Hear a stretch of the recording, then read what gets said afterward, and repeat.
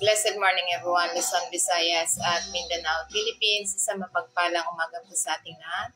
So welcome po sa ating gawain sa Lord God's Faith and Life Ministry live stream YouTube channel. So good morning po sa ating lahat.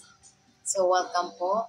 So isang mapagpalang umaga po sa ating founder ng The Lord God's Faith and Life Ministry, kay Pastor Alfred Caslam, sa buong pamilya, lahat ng mga members, viewers, subscriber ng The Word God's Faith and Life Ministry. Good morning, good morning. Isang mapagpalang umaga din po sa ating pastor sa Bohol kay Pastor Jupilo Yumo, at sa Cebu kay Pastor Say Pinote, sa lahat po ng mga pastor sa Claveria, Anihi kay Pastor Dio Caslam at sa kanyang assistant kay Pastora Perla Catarata, sa Camiguin Island, so lahat ng mga pastor, at ganun din sa Claveria, Mati kay Pastor Bernice Nagunya. So good morning, lalo na sa San Isidro Homes, Cabuyao. So once again, I'm Pastora Vivian Lizar, the Lord God's Faith and Life Ministry, San Isidro, Cabuyao. So good morning po sa ating lahat. So welcome po sa ating gawain sa The Lord God's Faith and Life Ministry live stream YouTube channel and Facebook. So tayo po manalangin sa Ama upang may handa natin ang ating sarili sa magandang balita. Yes, good morning, Father God in heaven. Good morning, Lord Jesus. Good morning, Holy Spirit. We come to you in this beautiful days with abundant thanksgiving and praise in the name of Jesus Christ with the power of the Holy Spirit. Father, thank you for the great new day with your unconditional love, joy, patience, loving kindness, mercy, miraculous ways in our life, Father. Thank you, Father God, for giving us strength, courage, understanding, wisdom, knowledge, and Holy Spirit. You're the best teacher. We acknowledge and allow it to use my mouth to speak your words to every one of us. Salamat, Holy Spirit, sa mensahe na kailangan ng iyong mga anak na sino man makatune in ay may buhay at kapangyarihan.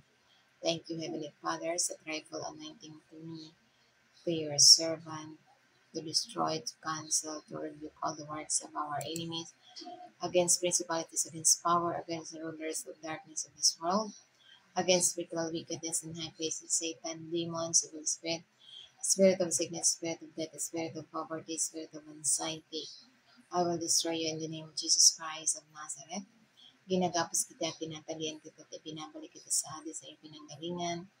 Your defeated enemies through the blood of Jesus Christ, at din sa patawad sa lahat ng amang kasalanan sa pamamagitan ng kanyang mga latay. Complete healing na natanggap ng mga tao ng Diyos right now. Thank you, Father God, sa mensahe na kailangan ng mga anak. All the glory and honor will see you in Jesus' name I pray. Amen. Praise the Lord. Purihin ang Panginoon. So good morning once again. So isang mapagpalang umaga po sa ating lahat. So ano nga ba yung pagninilay-nilayan natin sa oras na ito? Sapagkat hindi lamang nabubuhay ang tao sa tinapay, kundi sa salita na nagmumula sa hininga ng Diyos. Narito po tayo upang i-educate ang mga tao ng Diyos, turo ang lubos sa lahat ng kabanalan at gawang mabuti.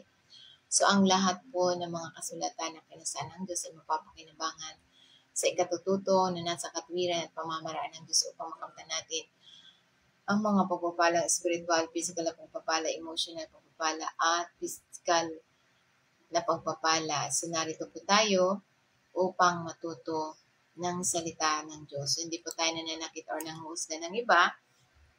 So kaya nga, ano nga ba yung ating pagninilay-nilayan sa oras na ito? So dahil sinasabi sa banal na kasulatan, mahalaga na tayo ay nagninilay-nilay ng magandang balita. Kaya nga sinasabi sa banal na kasulatan, how God's word guides your decision.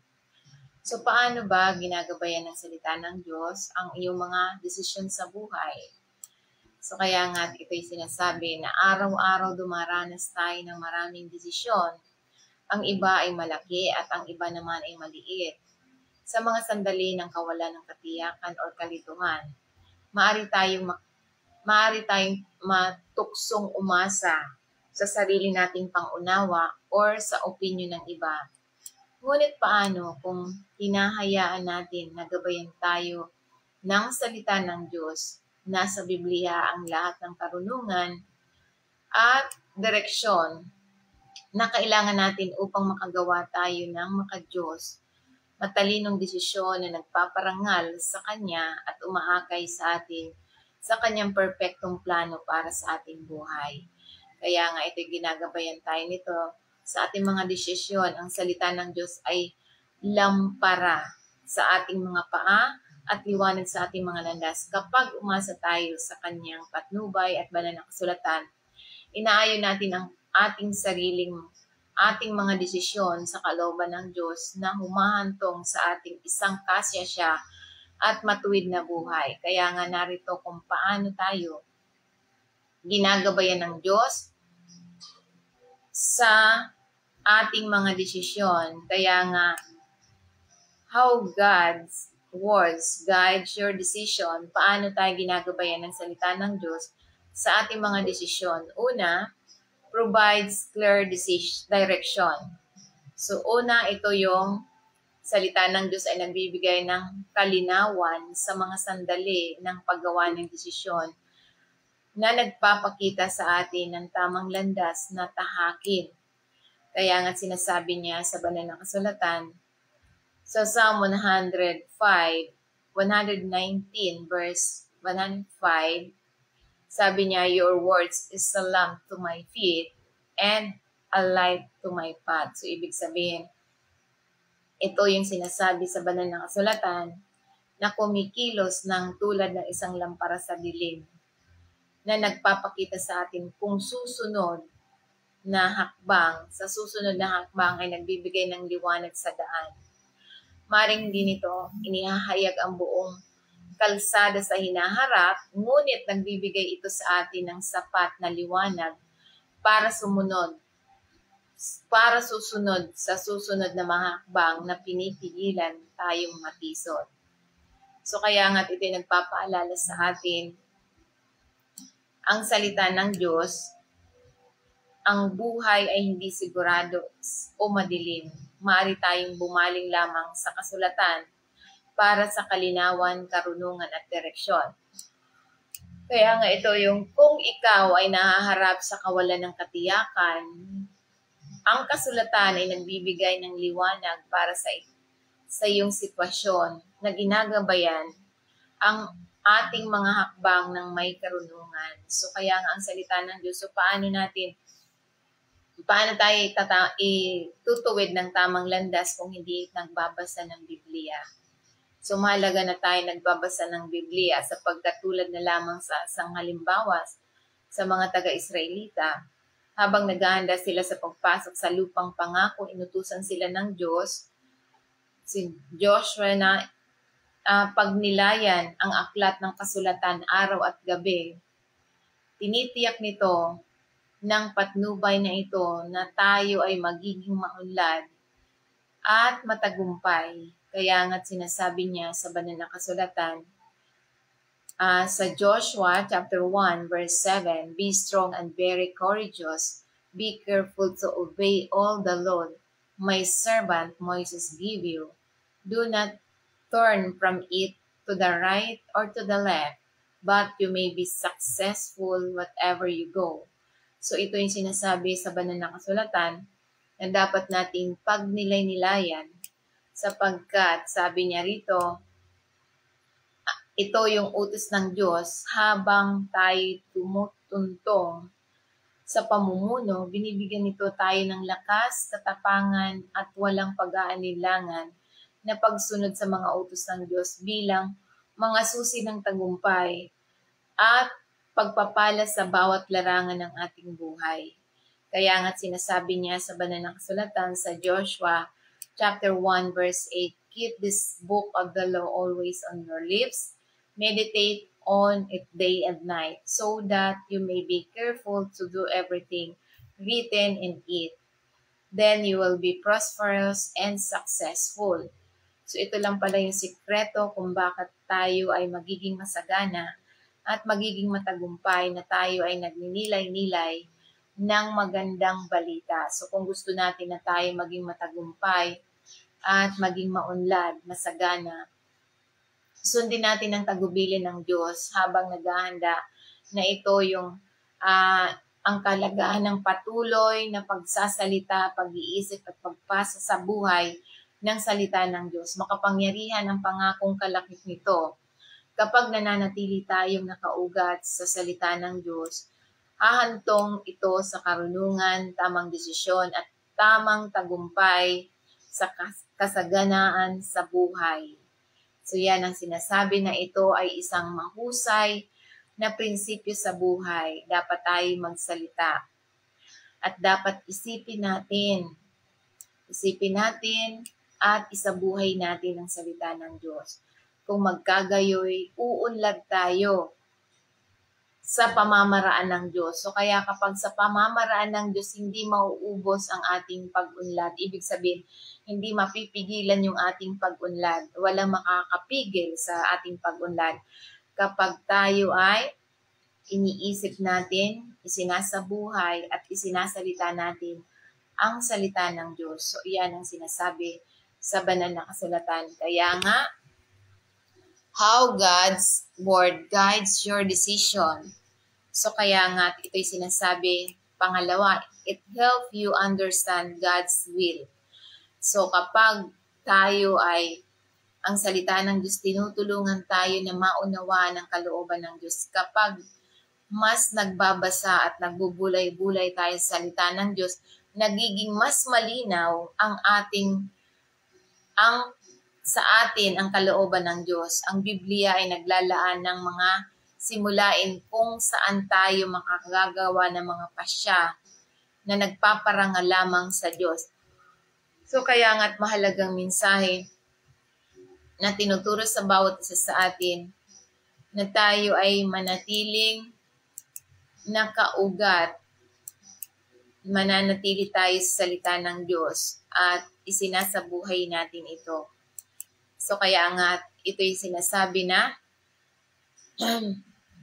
naglalaan tayo ng kung saan makagagawa tayo ng pasya na nagpaparangalas sa Diyos lamang. Kaya nga sinasabi niya sa Romans 12 verse 2, do not be conformed to the pattern of this world, but be transformed by the renewing of your mind. Then you will be able to test and approve what God's will is, His good, pleasing, and perfect will. So ito yung sinasabi sa banal na kasulatan, dapat tayo ay, sabi dito, bilang mga mananampalataya na huwag hubugin ang sistema ng nagpapahalaga at pag-uugali ng nakapaligid sa mundo. Ngunit sa halip, ito yung sumasailalim tayo sa panloob na pagbabago, isang pagpapanibago ng isip na umaayon sa mga pag-iisip at saloobin at pananaw ng isang tao sa katotohanan ng Diyos lamang sa kanyang salita.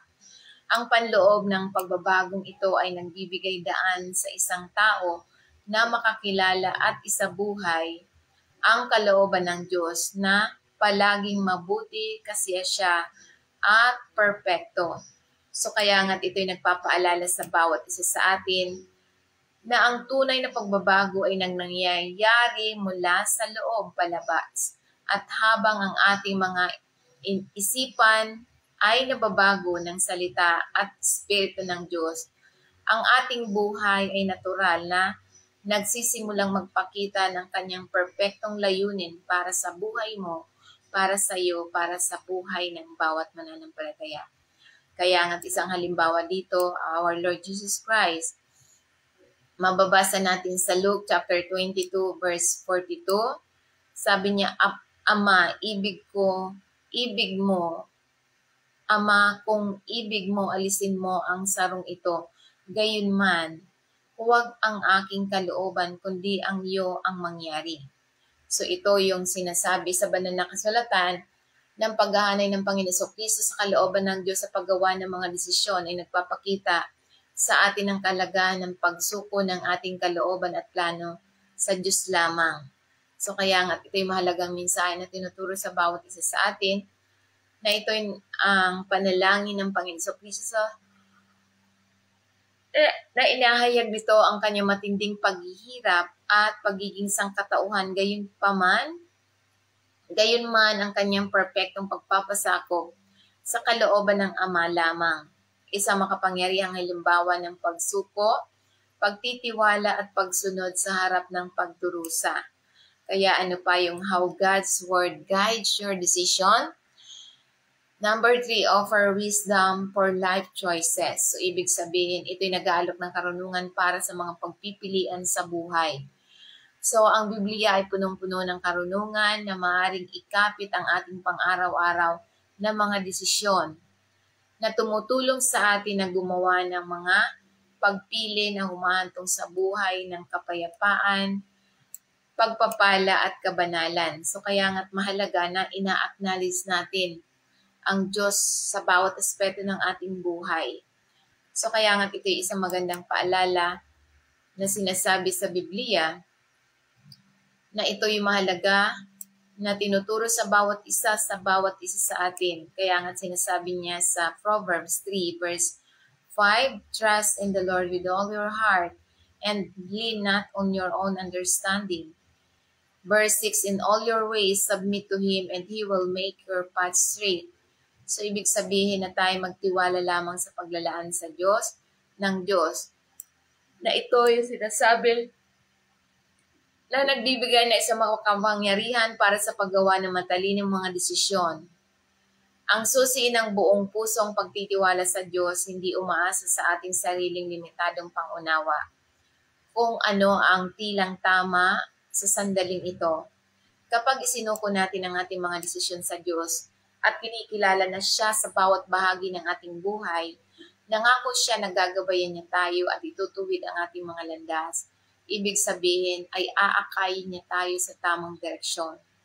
So kaya nga, the moment, so sa mga sandali ng kawalan ng katiyakan, ito ay nagpapaalala sa atin na magtiwala lamang sa Diyos ng lubos. At dapat hanapin ang kanyang patnubay sa bawat desisyon natin. At tayo ay sa paggawa nito, maaari tayo magtiwala na kanyang ituturo ang ating mga landas. So kaya nga ito'y mahalagang mensahe na tinuturo sa atin kapag nagtiwala tayo sa karunungan ng Diyos kaysa ating sariling pangunawa, inaakay niya tayo sa tamang landas. So kaya nga tulad na lamang sa halimbawa ni King Solomon, basahin niyo na lamang po sa 1 King chapter 3 verse 9 to 12. Ito na lamang po ang summary na aking babanggitin. Si Solomon ay humingi ng karunungan sa Diyos upang mapamalaan ang bayan ng Israel. So binigyan siya ng karunungan, karangalan dahil sa kanyang pananampalataya na siya ay sinasabi na ginawa siya na kilala bilang pinakamatilinong hari at ipinagkatiwala ni Solomon sa Diyos ang para sa karunungan at sa paggawa ng mga desisyon ay mahalaga sa kanyang paghahari. So kaya nga ito yung mahalagang mensahe na tinuturo sa bawat isa sa atin na dapat tayo magtiwala lamang. Dahil ito yung hiniling ni Solomon sa halip na humingi siya ng personal na pakinabang. Humiling si Solomon ng karunungan upang mapahamalaan ang mga tao ng makatarungan. Ang kanyang kahilingan ay nagpakita ng kanyang hindi makasarili at pangunawa sa bigat ng kanyang tungkulin bilang isang hari. So kaya nga ito yung sinasabi sa banal na kasulatan na ito yung tugon ng Diyos, nalulugod ang Diyos sa kahilingan ni Solomon at pinagkalooban niya ng pambihirang karunungan at pag-unawa.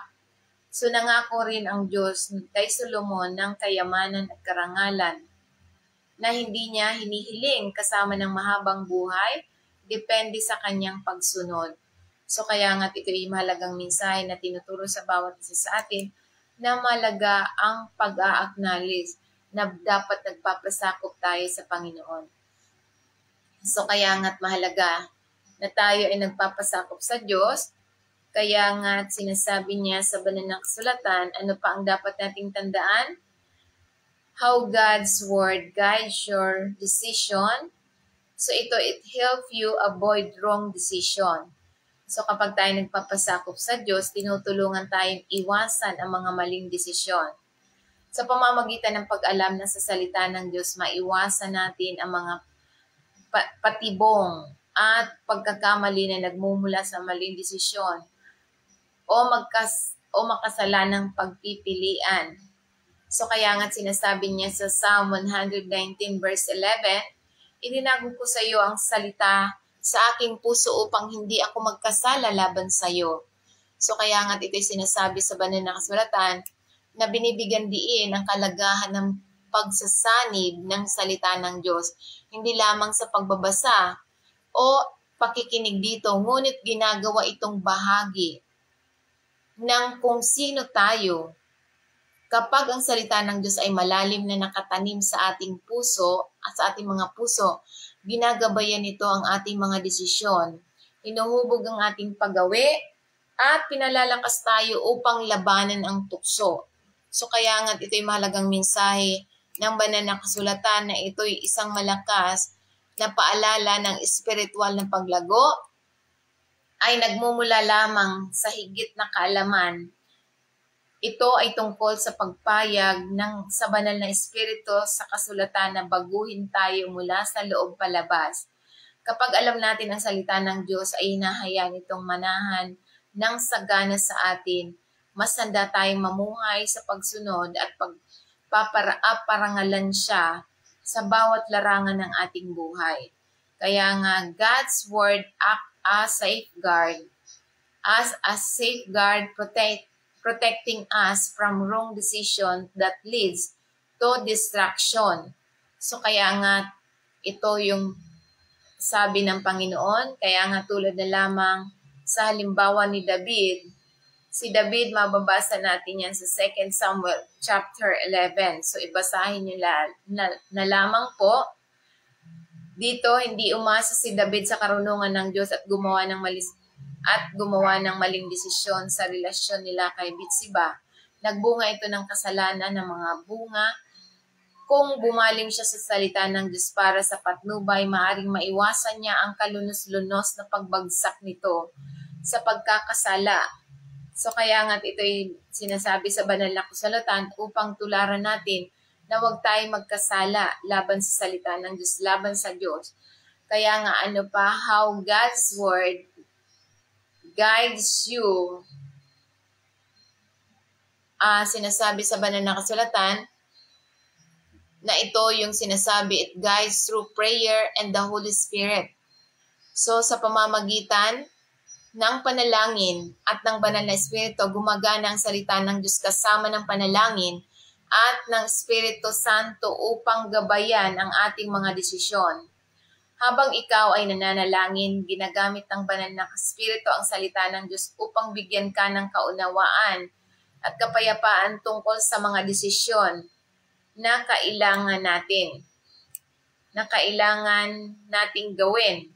Kaya nga sinasabi sa John 14 verse 26, sabi niya, but the advocate, the Holy Spirit, whom the Father will send in my name, will teach you all things and will remain you of everything I have said to you. So kaya nga ito'y mahalagang mensahe na ang banal na Espiritu ang namamagitan sa Ama na sa pamamagitan ng pangalan ng Panginoon Kristo, siya ang magtuturo ng lahat ng mga bagay at siya ang magpapaalala sa lahat ng mga sinabi ng Ama. Kaya nga ito'y mahalagang mensahe na tinuturo sa bawat isa sa atin. Tulad na lamang ni Apostle Pablo, mababasa natin yan sa Acts chapter 16 verse 6 to 10. Sabi niya rito, tulad ni Apostle Pablo, ang kanyang mga kasama ay ginagabayan ng banal na Espiritu sa kanilang paglalakbay bilang missionary. Gumawa sila ng desisyon, hindi batay sa kanilang sariling pagnanasa, ngunit sa direksyon na ibinigay sa kanila ng banal na Espiritu sa pamamagitan ng panalangin. So kaya nga ito'y basahin niyo na lamang po sa Acts chapter 16 verse 6 to 10. So iyan yung sinasabi sa banal na kasulatan. Kaya nga ito yung pangunguna ng banal na Espiritu sa ministeryo kung minsan ay isinasara ng Diyos ang mga pintuan, hindi dahil sa parusa, kundi dahil mayroon tayong mas mabuting tungkulin. So kaya nga ito'y mahalaga na sinasabi sa banal na kasulatan. Kaya nga mahalaga ang salita ng Diyos.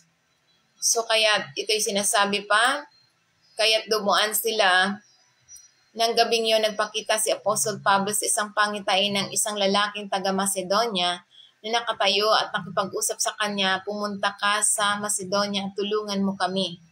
So ito yung pagsunod ni Apostle Pablo at ang kanyang pangkat ay lumaban sa pag-redirect sa kanila ng Diyos, na lumapit sila kung saan pinamumunuan sila ng Espiritu ng Diyos. Kaya nga ang patnubay ng Diyos sa pamamagitan ng pangitain at panaginip. Ang pangitain ng Macedonia ay nag-redirect sa mission ng Europa kung saan ang Ebanghelyo ay laganap pa. So, isang mapagpalang umaga po sa ating million viewers kay Doña Melissa Gligaspi sa Good Morning. So kaya nga ito'y malagang mensahe sa bawat salita.